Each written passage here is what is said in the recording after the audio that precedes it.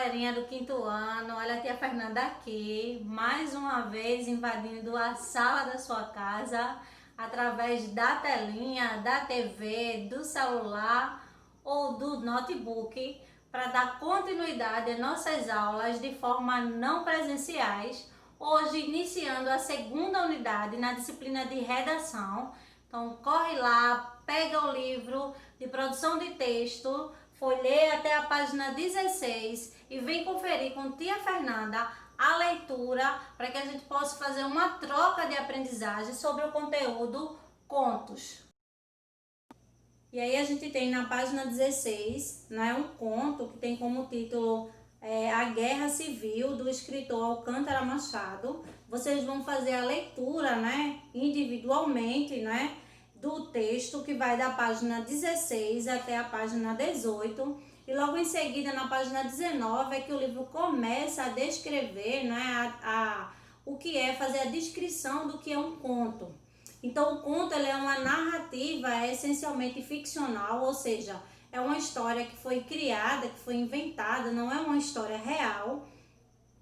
Ela é narrada por alguém, participante ou não da história, que mostra o seu ponto de vista e apresenta ao leitor os personagens e o enredo, ou seja, a história a ser contada. Então, aquele que descreve a história, né, que descreve o conto, ele pode ser ou não personagem, né? Ele pode ser um personagem observador, ou ele pode ser um personagem também atuante no conto, né? E aí a gente, quando faz a leitura, a gente percebe se ele é apenas observador ou se ele é um narrador atuante. O conto, ele se caracteriza-se principalmente pela sua breve extensão, apesar que tem outros textos também que possuem características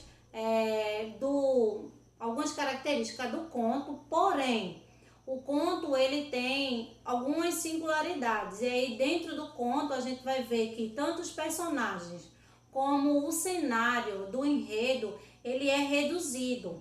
Outro ponto também é que dentro dos contos a gente vai encontrar um conflito, que é o único problema que deverá ser desenvolvido dentro de toda a história.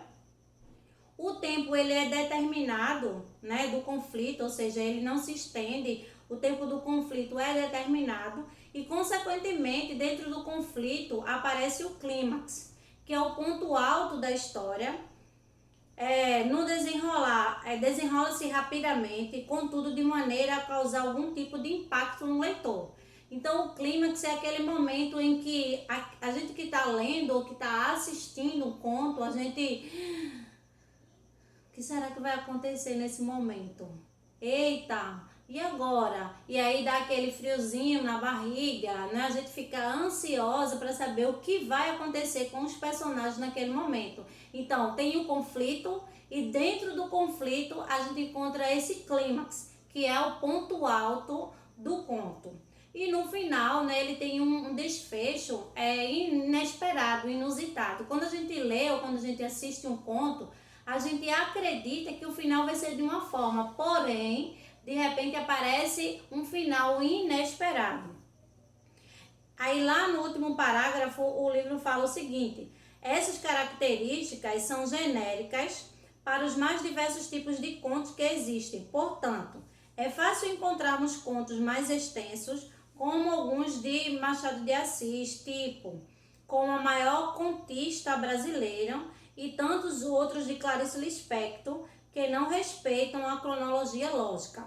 Então, o que isso quer dizer, tia Fernanda? Que apenas nesses dois autores, não é, que é Machado de Assis e Clarice Lispector, a gente vai encontrar contos que vai fugir dessas características que tia Fernanda acabou de falar em relação à extensão, em relação à quantidade de personagens, em relação ao enredo da história.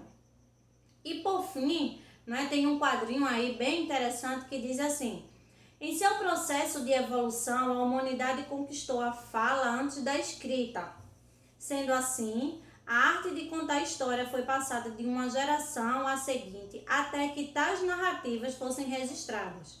Logo, existe uma variedade de tipos de contos, cada um com a linguagem adequada ao seu propósito: educar, transmitir valores morais ou culturas e entretenimento e etc. Então, o que quer dizer aqui nesse momento? O que é que o livro quer trazer para que a gente compreenda? Que durante a evolução da fala surgiram-se histórias, né? Histórias inventadas, porém, em determinada cultura, essas histórias têm um cunho, uma não veracidade, mas aí ela quer trazer para nós um ensinamento, ele quer mostrar valores. Então, a gente tem que perceber isso quando a gente faz a leitura dos contos, né? Existem vários contos, como o da Vitória Régia. Quando a gente lê o conto da Vitória Régia, então para os indígenas, eles acreditam que naquele momento a Vitória Régia ela surgiu ali no Rio por conta de uma índia, né, que se apaixonou pela lua e foi acompanhando o reflexo da lua e achou que o reflexo sumiu e para ela a lua tinha entrado, né, dentro do rio, e aí ela mergulha e diz a lenda, né, diz o conto, que ela se transformou em uma Vitória Régia. E aí esse conto traz um ensinamento, né, na cultura dele, para dizer como surgiu aquela planta, que a gente sabe que não é isso, por isso que a gente fala que os contos eles são fictícios. Então, eu quero que vocês saibam que vocês vão encontrar infinitos tipos de contos. A gente vai ter conto de fada, a gente vai ter conto de humor, a gente vai ter conto policial, conto humorísticos. Então, a gente tem uma infinidade de contos. E aí eu deixo hoje para vocês, né, como dica, para que vocês vejam que os irmãos Grimm, né, vão na internet, no YouTube, e pesquisem contos dos irmãos Grimm e assistam, né? Aproveitem que a gente está em quarentena, que a gente está em casa, a gente tem tempo para estudar, mas também tem tempo para desopilar a mente, e assistam um conto dos irmãos Grimm. E aí eu deixo para vocês hoje, na página 19, né, na mesma página, como atividade de casa, as páginas 19 e 20. E aí deixa uma observação que na página 20, no quarto quesito, ele pede para que você escreva um conto. Observe os elementos que deve haver nessa narrativa e lembre-se de que se trata de uma história ficcional.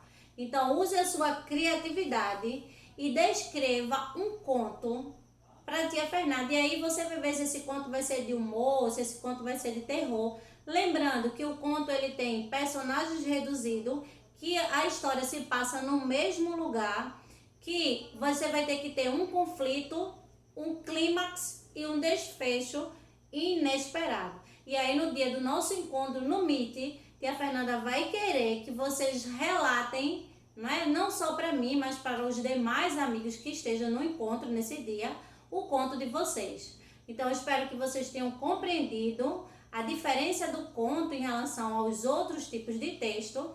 Tenha bom êxito nos estudos e até o nosso próximo vídeo.